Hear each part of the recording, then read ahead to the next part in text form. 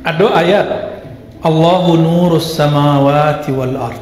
Allah nur langit dan bumi. Pertanyaan kawan, lah mungkin nur bajisim?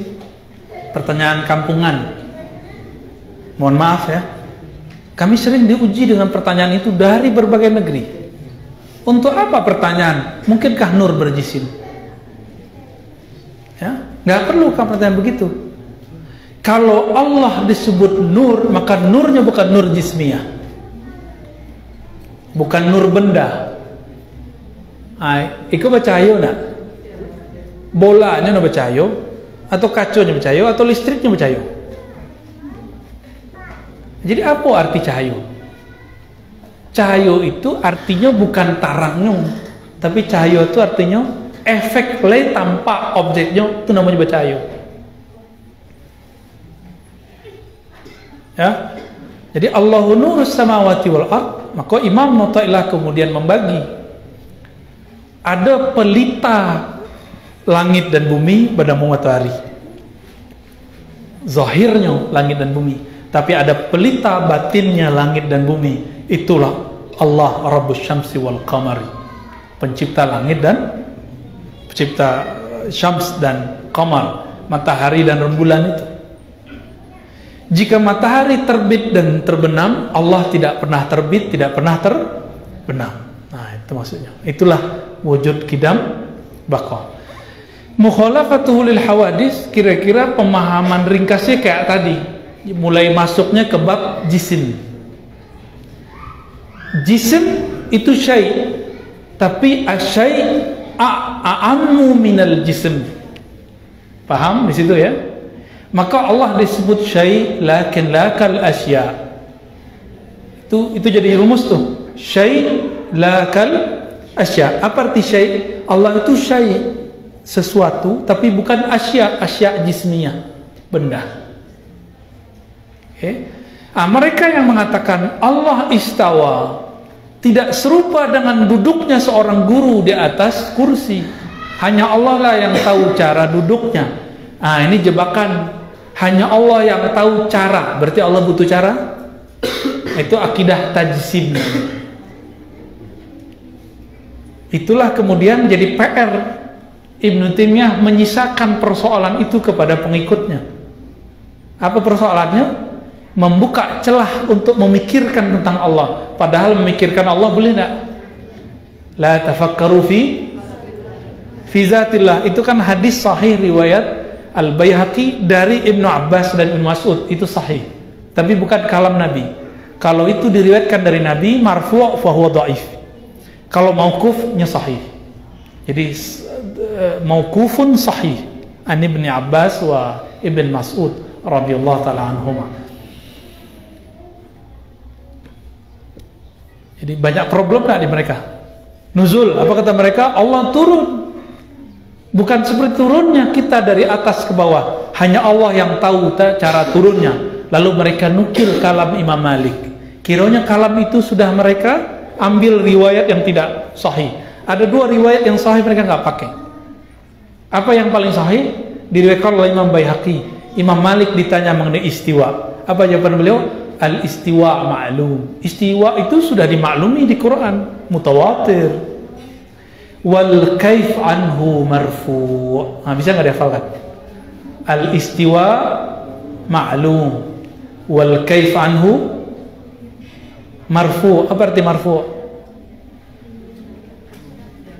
Kaif disucikan, diangkat dari Allah, maka tidak ada kaif. Itulah makna istawa 'alal 'arsy bila kaif.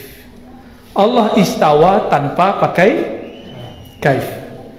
Jadi tidak benar yang mengatakan wal kaif majhul, itu riwayat yang syaz, riwayat yang ganjil, tertolak. Wal kaif, cara kepada Allah istiwa nuzul itu majhul, tidak diketahui. Hazir riwayah mardudah batilah, itu riwayat mardud, ya, tertolak. Jadi nanti jangan ketipu di situ. Yang sahih tadi apa kalimatnya? Al istiwa ma'lum wal kaif anhu marfu. Kira-kira gitu ya. Wa qiyamihi ta'ala binafsihi. Allah qiyam. Qiyam di situ jangan diterjemahkan berdiri versi fikih. Tagak berdiri batur, kan gitu ya. Rukun kedua. Niat lalu tagak berdiri. Betulnya begitu bahasanya. Ini beda istilah, bukan istilah fiqhiyah, ini istilah aqaidiyah. Karena istilah akidah, qiyam di situ bukan qiyamnya fikih. Fikih itu terhadap mukallaf, hamba.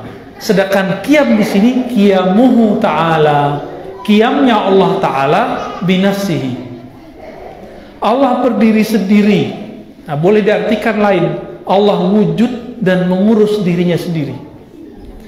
Untuk membantah apa? Jadi kalau ada pemahaman malaikat itu untuk apa diciptakan? Allah butuh bantuan? Enggak. Bukan Allah butuh malaikat, malaikatlah yang butuh Allah. Allah istiwa alal arsh, bukan Allah butuh aras. Wal arsh muhtajun ilallah, araslah yang butuh Allah. Nah, kalam yang tadi si Ustadz tadi mengatakan saya tidak tahu aras itu dicipta atau bukan, ini membatalkan qiyamuhu binafsihi dan membatalkan yang kedua, wal wahdaniyah, dan wahdaniyah. Nah, kembali ke qiyamuhu binafsihi. Apa kata musannif? Ay la yaftaqiru ila mahallin, tidak membutuhkan ranah tempat asbab, wala mukhassisin, dan sesuatu yang mentaksisnya. Yang mentaksis itu tadi carito kromosom tadi, carito ayam di talua. Harus ada yang bukan ayam, yang bukan talua, yang menciptakan ayam dan talua. Itu namanya mukhassis. Justru Allah lah sang mukhassis. Wal wahdaniyah ay la sanya lahu fi zatihi wala fi sifatihi wala fi af'alihi. Ini untuk membantah Mu'tazilah. Mu'tazilah itu dulu Wasil bin Atha mengatakan orang yang meyakini 20 sifat berarti meyakini Allah itu 20. Ya.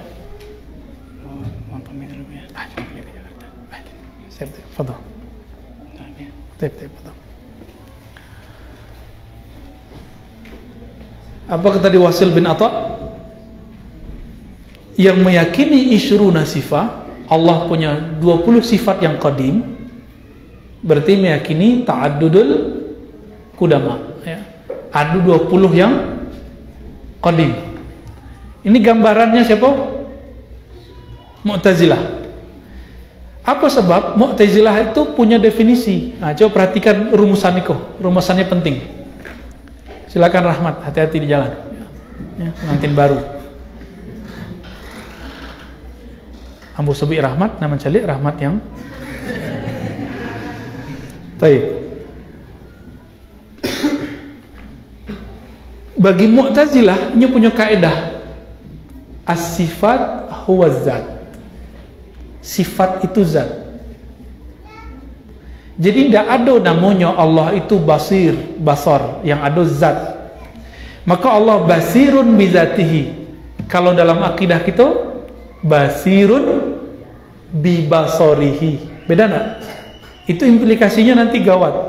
Jadi kalau tidak faham di situ, dalam ilmu akidah bisa berbahaya. Cuma ada santri karena taunya cuma menghafal, tidak bisa membedakan apa faedahnya. Bagi Mu'tazilah apa tadi? Sampai ke kampus dokter nggak paham, bayangkan. Profesor saya mampus di situ. Kami pernah mendebat seorang profesor nggak paham di bab itu. Kita lagi kaidah yang kedua. La hiya, ini la sifah. La hiya huwa wa la hiya ghairuh. Tidaklah sifat itu zat, tapi tidaklah sifat itu berdiri tanpa zat.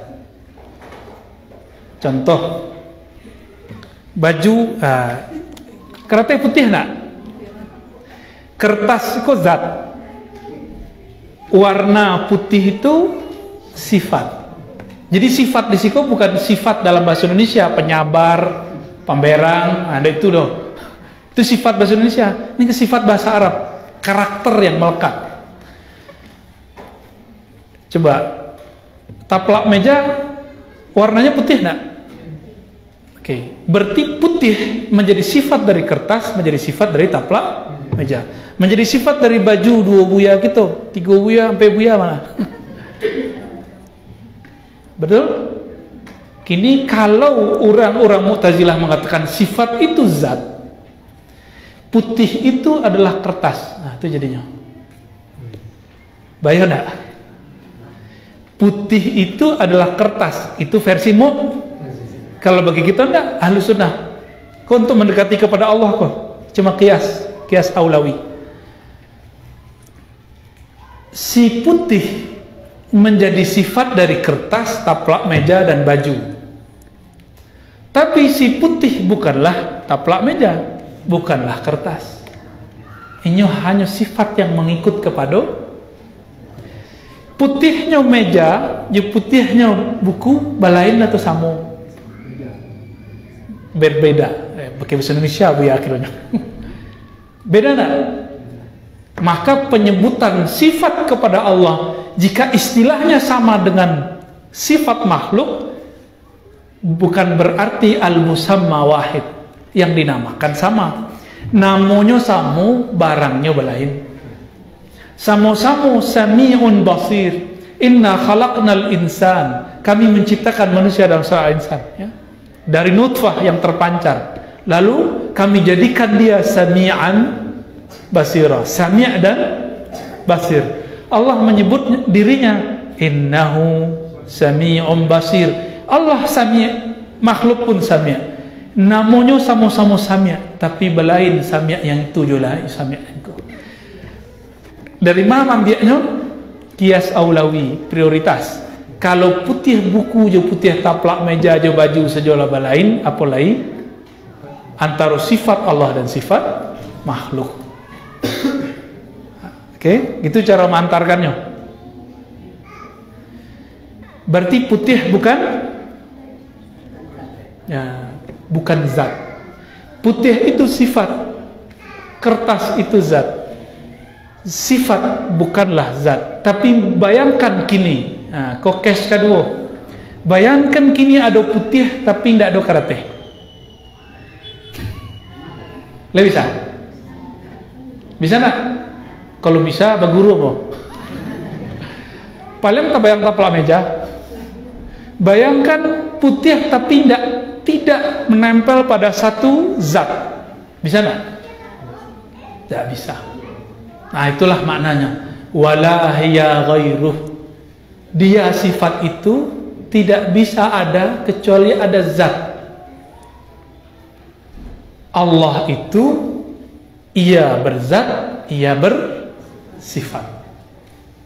Qiyamuhu binafsihi, ya, sifatnya berdiri sendiri pada zatnya, ya. Qiyamuhu binafsihi, itu kira-kira maknanya. Maka ini masuk ke dalam sifat-sifat salbiyah yang masuk ke sifat zatiyah sebenarnya, ya. Bah, mudah enggak? Mudah enggak dipahami itu? Atau agak payah-payah teh? Ambo husnuzon selana.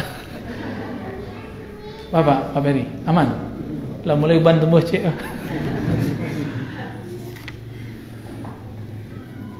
Wal wahdaniyah. Nah, yang berikut adalah wahdaniyah. Wahdaniyah dari kata wahdah atau wahid atau dari ahad, ya. Kalau disebut Ar-Razi surang wahid, surangnya terdiri dari ada darah, ada unsur darah di badan ambo, ada unsur cairan, itulah darah, ada unsur tanah, ada unsur api. Maka kalau kita marah, angin enggak? Padahal tungku nak ada dalam badan. kompor jauh di rumah. Tapi kalau berang, yuk angin badannya. Putus cinta, mendamam badannya. Yuk angin badan. Damam kan bahasa Arab humma. Ini syadidul har. Yuk angin badannya. Ada enggak kompor dalam badan? Kan enggak ada. Bakok bisa angin. Di dalam ada anasir namanya api. Bakok Bapak Ibu bisa melayang. Pengana melayang. Tiba-tiba saya mana? Ada unsur udara dalam diri awak. Ya, awak meniup udara tadi kan. Jadi jangan dikira sesuatu yang masuk ke dalam diri berefek cuma dari makanan minuman, yang dihirup pun akan mempengaruhi.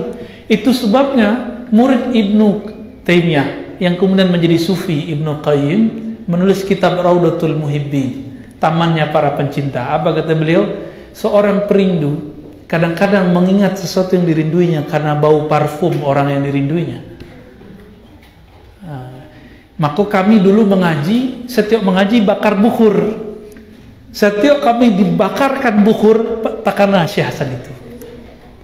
Coba mulai nanti kalau ada halakoh penting dibakar bukhur, Bu ya. Kajian-kajian kitab itu ngundang malaikat lebih banyak. Malaikat suka yang harum-harum. Oh, kecekawan itu makanan jin. Bila le nyoman celek jin makan naso. Randah mana jin makan naso. Itu khurafat ruqyah gaya baru. Jadi ambo wujud ambo satu, tapi satunya ambo terdiri dari berbagai anasir. Zat Allah tidak terdiri dari anasir-anasir. Itu maknanya.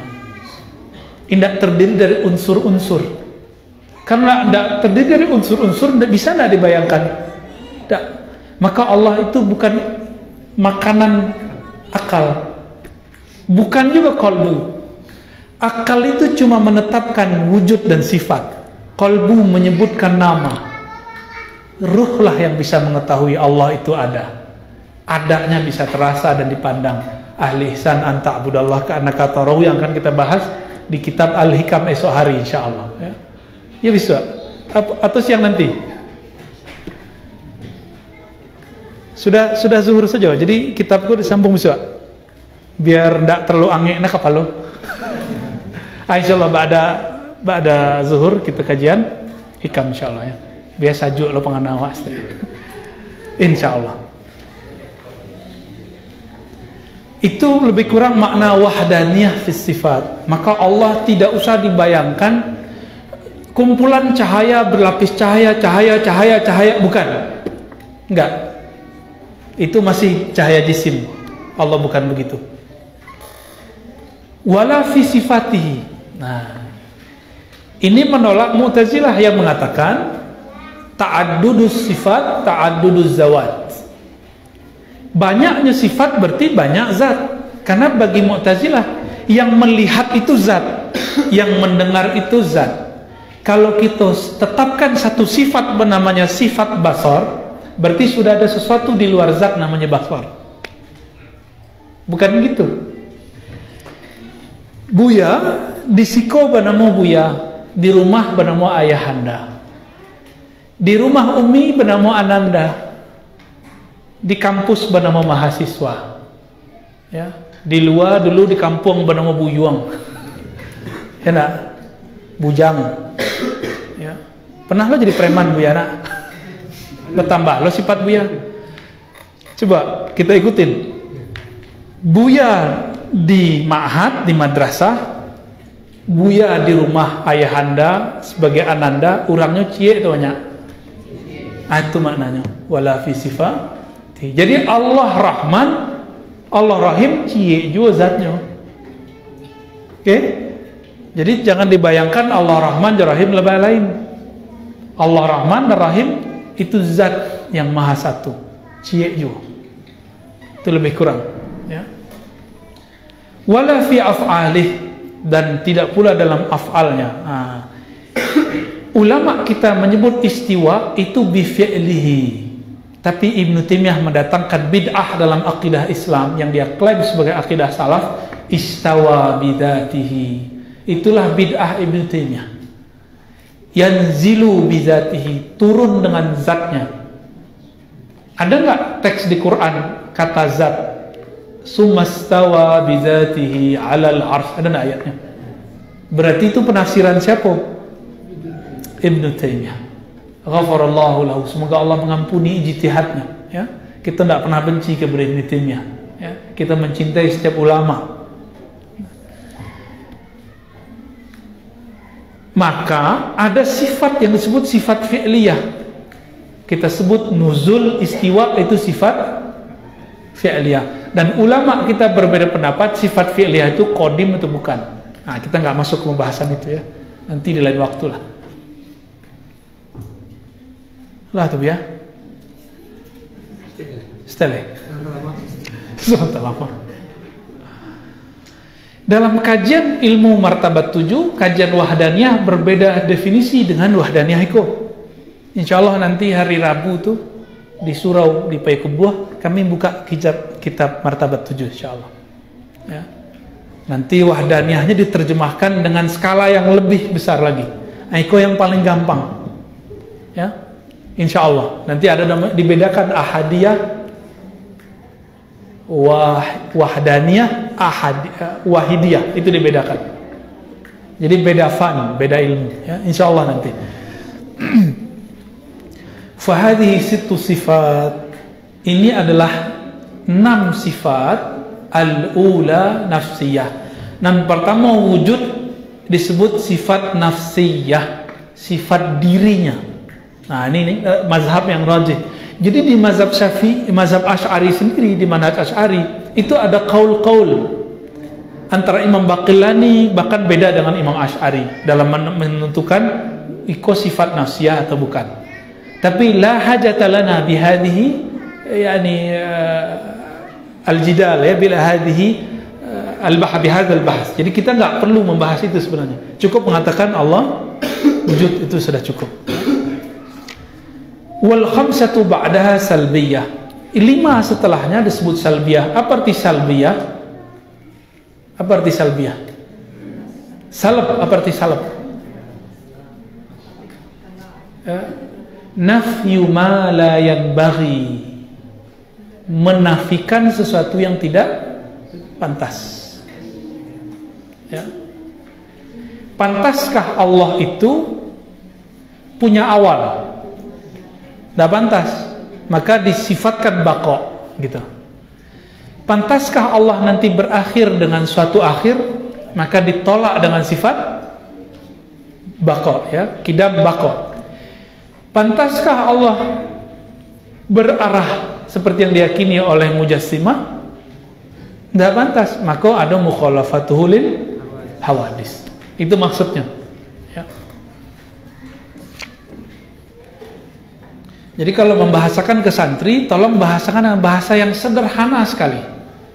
Ambo yakin para asatis bisa mengikuti tadi ya, kalam-kalam Ambo. Ya.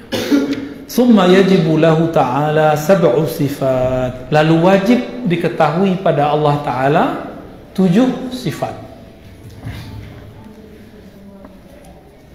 Tusamma sifatul ma'ani, disebut dengan sifat ma'ani.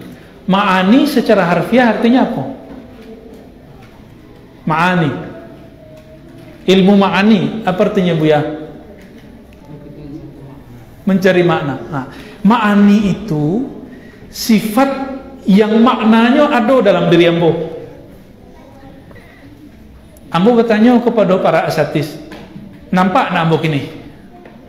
Nampak ya? Jua macam dia. Cuma tu.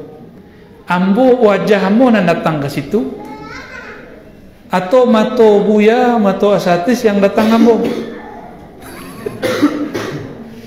Mana betul? Atau salah dua-duanya? Oke. Maka ada satu sifat, satu chip yang Allah titipkan dalam diri kita, bernama sifat basar. Sifat basar kau butuh alat. Mata kau kemudian cahaya. Jadi bukan mata yang datang, bukan gambar yang tiba, tapi ada cahaya penghubung antara sifat basar dengan mubassarat, dengan objek yang lihat.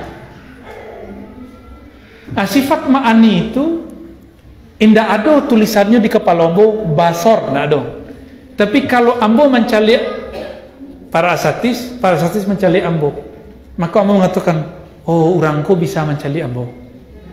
Maknanya tumbuh dalam diri, oh orang itu bisa mencari, itulah makna. Ya.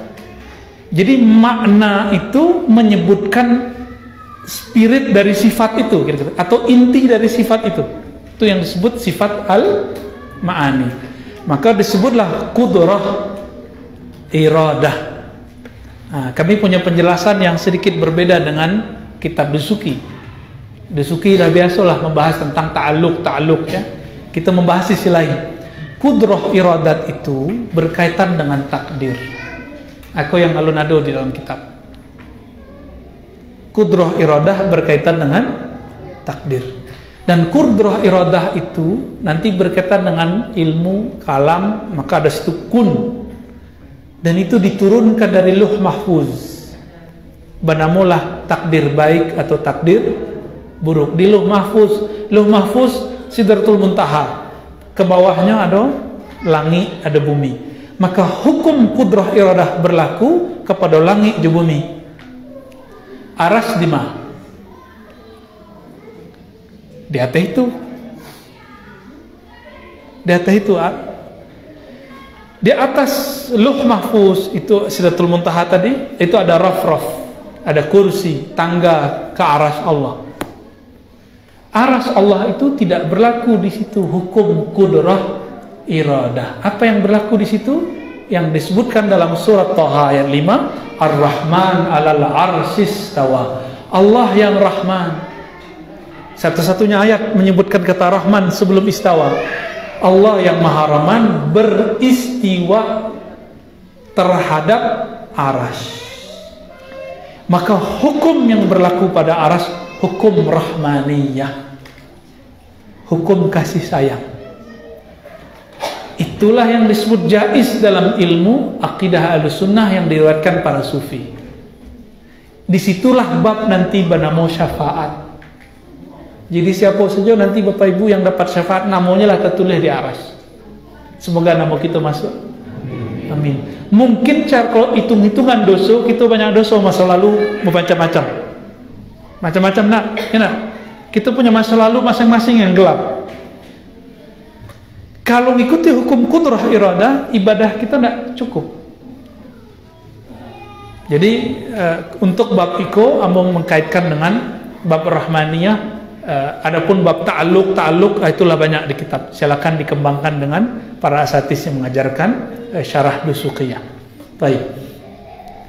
Apa kata beliau? Al-muta'alliqani bi jami'il mumkinat, yang berkaitan dengan semua mungkin. Kok disebut mungkin? Jadi ada seorang imam namanya Ibnu Hazm. Ibnu Hazm itu termasuk pengharam mantik sebelum Ibnu Taimiyah. Ini kelompok aliran mazhab Zahiri. Apa kata Ibnu Hazm?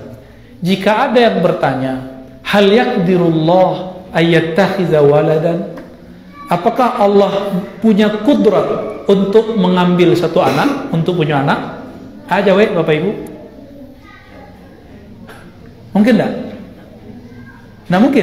Kalau nak mungkin kapia. Berarti mengingkari Allah kudrah. Kau mantiki kau Bapak Ibu. Kalau kita sebut la yumkin, la yaqdir gitu ya, Allah tidak sanggup, kafir. Tapi kalau kita sebut sanggup, musyrik, repot. Kiranya Ibnu Hazm tidak selesai ngaji basic sifat. Sekelas Ibnu Hazm bisa tergelincir Pak ulama besar karena mengharamkan mantik. Maka mantik itu bagi Imam Ghazali, siapa yang nggak punya ilmu mantik, fala siqata bi ilmi, tidak siqah ilmunya. Dalam ilmu aqliyat, usul fikih, nanti lucu-lucu tuh ya. Kata sunnah, bid'ah, itu nanti akan menyerempet ke sana. Lalu yang benar bagaimana? Syekh Hasan itu dulu mencontohkan kepada kami, kalau ada orang Batajo model itu, kok mirip sama anak-anak.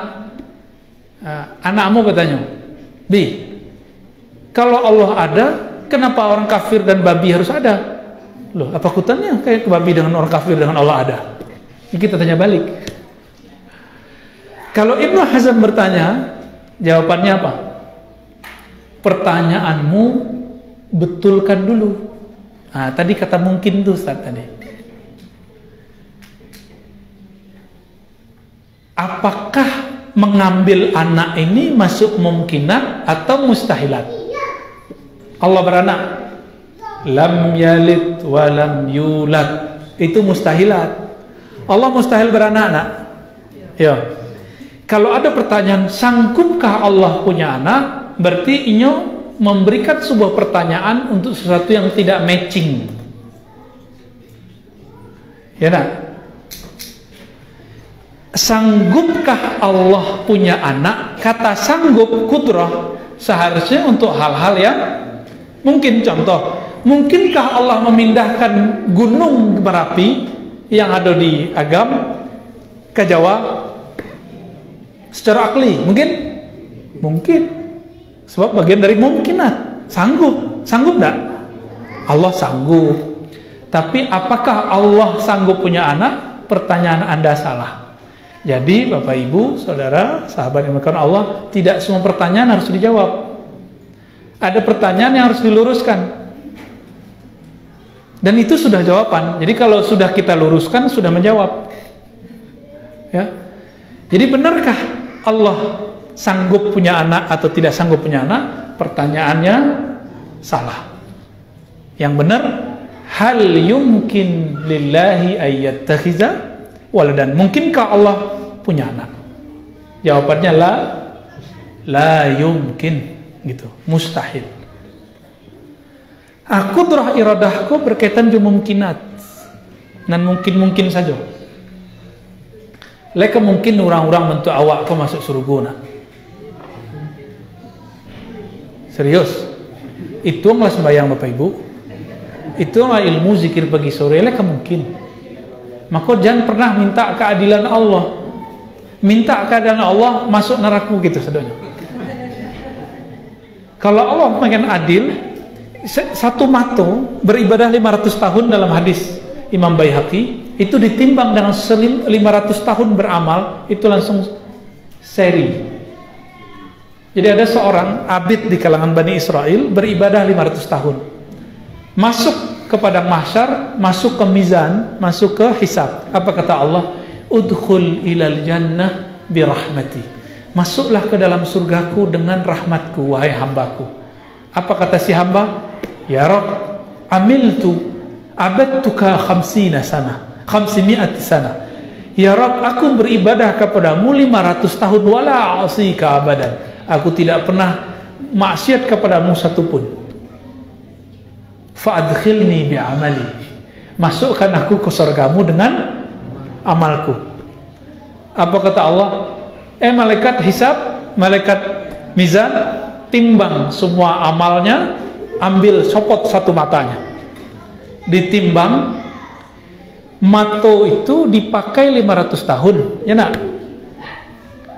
Inyo ibadah 500 tahun, pasti ada laloknya, pasti ada istirahatnya, pasti ada menikahnya, pasti ada mata jelalatannya.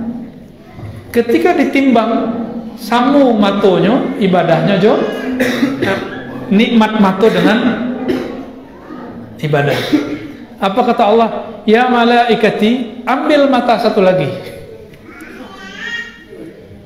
Apa kata si hamba? Ya Rabb, adkhilni jannataka birahmatik. Ya Allah, ya sudah, masukkan aku ke surgamu dengan rahmatmu. Itu yang disebut jaiz. Jadi kalau kita pakai mungkinat, kudrah iradat, masuk neraka gitu saja. Itulah sebabnya berdoalah setiap hari, minta syafaat Rasulullah sallallahu alaihi wasallam. Syafaat Rasulullah itu pakai Ar-Rahman 'alal arsis tawa. Sebab Nabi lah satu-satunya Nabi Allah yang pernah sholat di Baitur Rahman 'alal ars, ya. Di Baitur Rahman yang ada di aras itu cuma Nabi. Maka rahmaniyah syafaat itu cuma ada hak Rasulullah sallallahu alaihi wasallam. Wal ilmu muta'alliq. Nah, sifat yang ketiga, ilmu berkaitan bi jami'il wajibat wal jaizat wal mustahilat. Jadi tiga sekaligus, ada wajib, ada jaiz, ada mustahil. Wal hayat, sedangkan sifat hayat la tata'allaqu bi syai'in, tidak berkaitan dengan sesuatu pun, justru segala sesuatu berkaitan dengannya. Kita kalaulah mati, lebih bisa mencari ya? Tidak. Maka dikiaskan dengan itu. Sifat kudrah, iradah, sama, basar, kalam, itu semuanya ada karena sifat hayat. Nah, makanya la yatata'allaq bi syai', tidak berkaitan dengan segala satu, tapi segala sesuatu sangat berkaitan dengan hayat.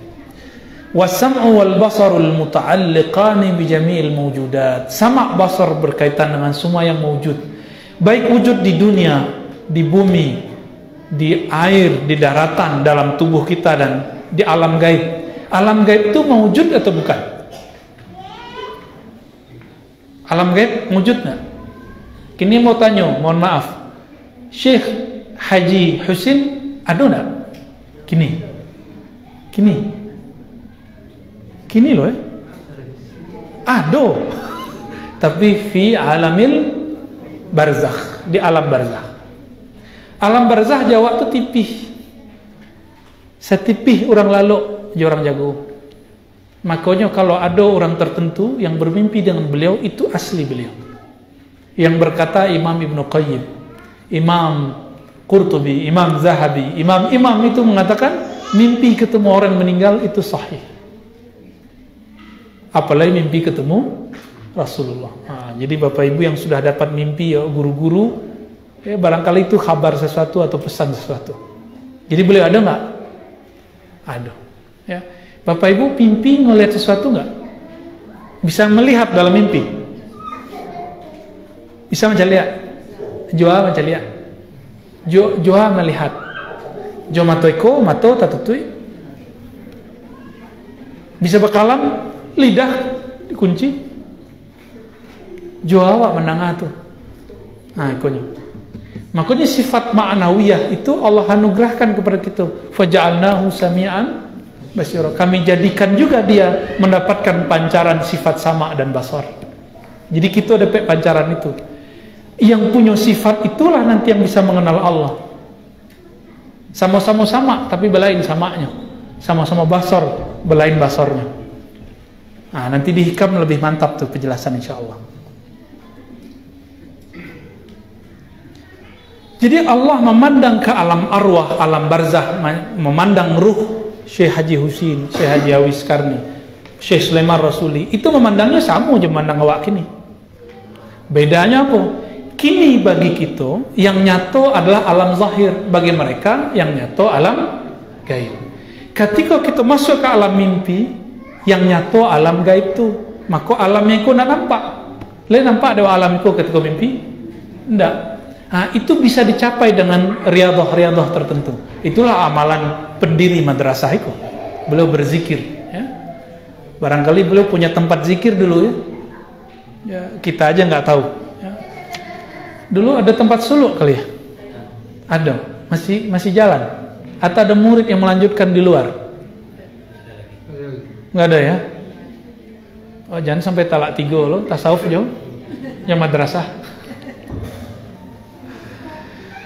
Wal kalamu alladhi laysa biharfin wala bisautin. Kalam itu bukanlah dengan huruf dan suara. Oke. Wa yata'allaq bima yata'allaq bihi al-ilmu minal muta'alliqat. Para asatis yang makan Allah, ini salah satu tema yang paling disukai oleh Ibnu Taimiyah. Ibnu Taimiyah meyakini Allah lahu kalam, bersuara, huruf dan suaranya qadim. Siapa yang berkalam? Ibnu Taimiyah. Itu tanakut nggak mantiknya? Coba ba, bismillah. Itu kalam. Ada hurufnya nggak? Ada suara? Ba, oke? Kalau ba ketika dua bibir di 20. Maka kalau disebut Allah berkalam tapi bukan huruf dan suara, maksudnya tidak pakai makharijul huruf. Jadi guru kami dulu, Allah yarham, jadi kami punya dua guru bernama Hasan Basri. Satu Hasan Basri Situju, ketua MUI dulu di Payakumbuh. Yang kedua mursyid kami dalam thariqat, dalam zikir, Abuya Hasan Basri Piladang. Abuya Hasan Basri yang pertama, ketua MUI, didatangi oleh salah satu muridnya. Lalu muridnya mengatakan, Buya, Ustadz, Pak, kalau baca Fatihah bid'ah satu nafas. Sebab dalam hadis Bukhari dan Muslim, Allah harus menjawab, perlu menjawab, Alhamdulillahirabbil alamin. Allah menjawab, Hamidani abdi, hambaku memujiku. Ar-Rahmanir Rahim, asna alayya abdi, hambaku memuji-mujiku. Kalau tidak pakai nafas, Allah tidak punya waktu untuk menjawab. Ambo takana bu, Buya kan tamatan madrasah tarbiyah dulu di situ juga. Lah takana ada Buya dulu ada ngaji sifat 20. Di kanak-kanak beliau ayo. Lah takana ada Buya ada dulu sifat bernama kalam.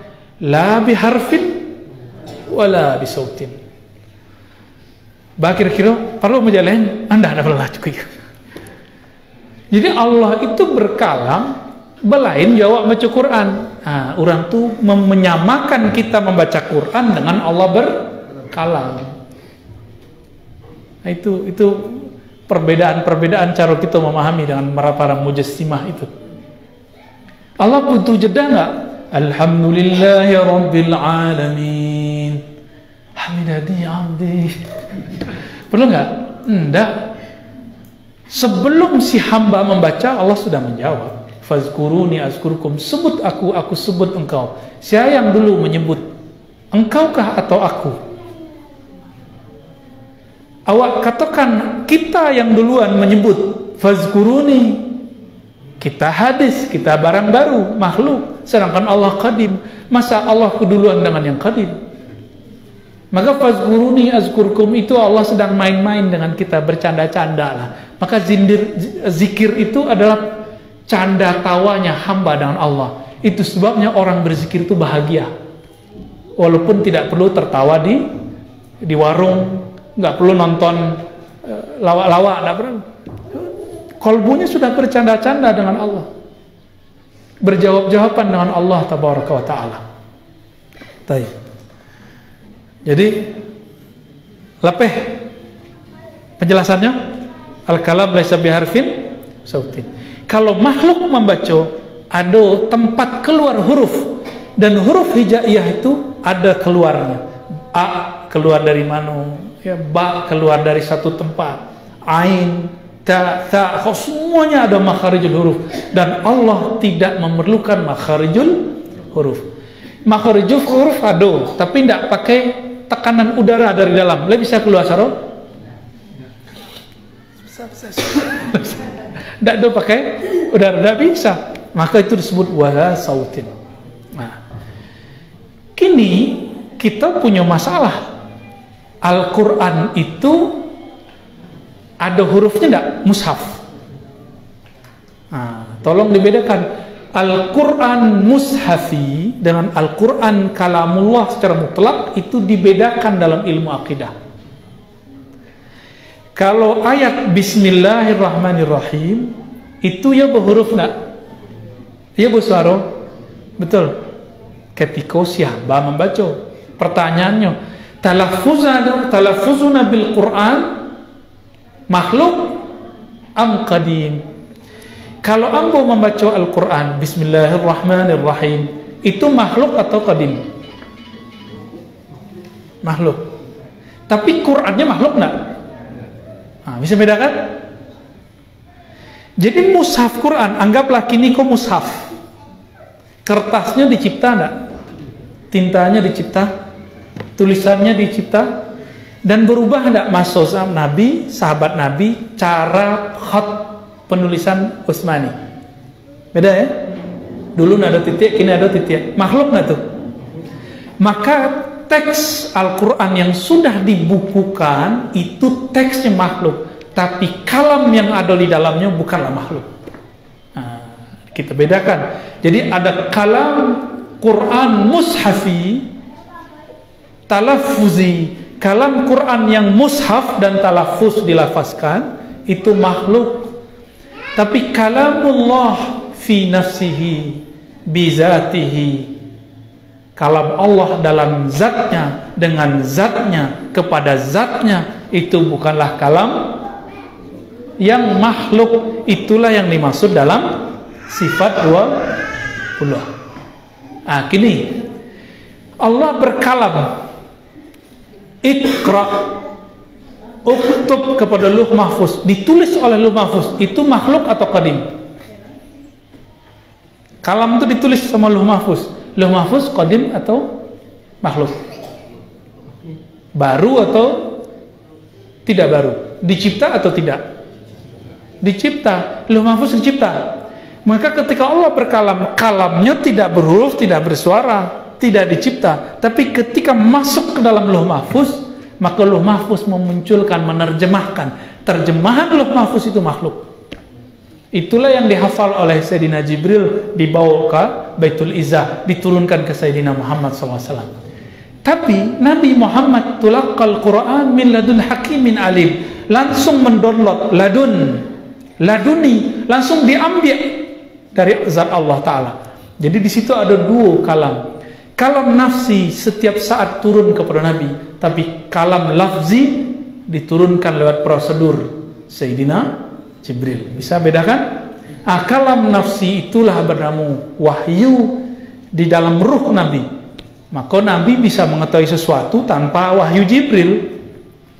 Dan wahyu itu lebih banyak dan lebih mulia kadang beberapa pembahasannya daripada yang diturunkan Jibril. Cuma itu dirahasiakan Allah. Itulah rahasia yang di kalbu Nabi sallallahu alaihi wasallam.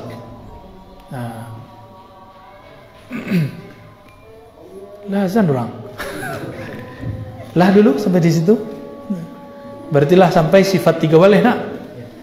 Sebenarnya kalau sampai 3 waleh itu lah semi-semi selesai itu. Nanti paling kita baca langsung masuk ke sifat Rasulullah sallallahu alaihi wasallam. Baik para asatiz, buya, para masyayikh, semoga jeda. Insyaallah esok kita lanjutkan. Setelah ini bawa kitab hikam enggak Bapak Ibu? Enggak bawa. Kalau enggak bawa berarti kitab ini lagi dong. Bu Yasub,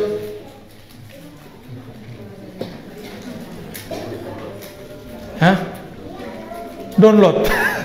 Wah, ilmu laduni itu, Play Store. Nanti silakan, ambo standby nanti. Terserah mau kitab Iqra atau kitab Al-Hikam. Insyaallah kita tawakuf sejenak. Kita tutup dengan baca salawat kepada Nabi. Allahumma salli ala Sayyidina Muhammad wa ala ali Sayyidina Muhammad. Salawat Al-Fatih silakan diikuti. Allahumma salli ala Sayyidina Muhammad Al-Fatih lima ughliqa wal khatim lima sabaq nasiril haqqi bil haqqi wal hadi ila siratikal mustaqim wa ala alihi haqqa qadrihi wa miqdarihi al-azim. Subhanakallahumma wa bihamdika asyhadu an la ilaha illa anta astaghfiruka wa atubu ilaik. Assalamualaikum warahmatullahi wabarakatuh.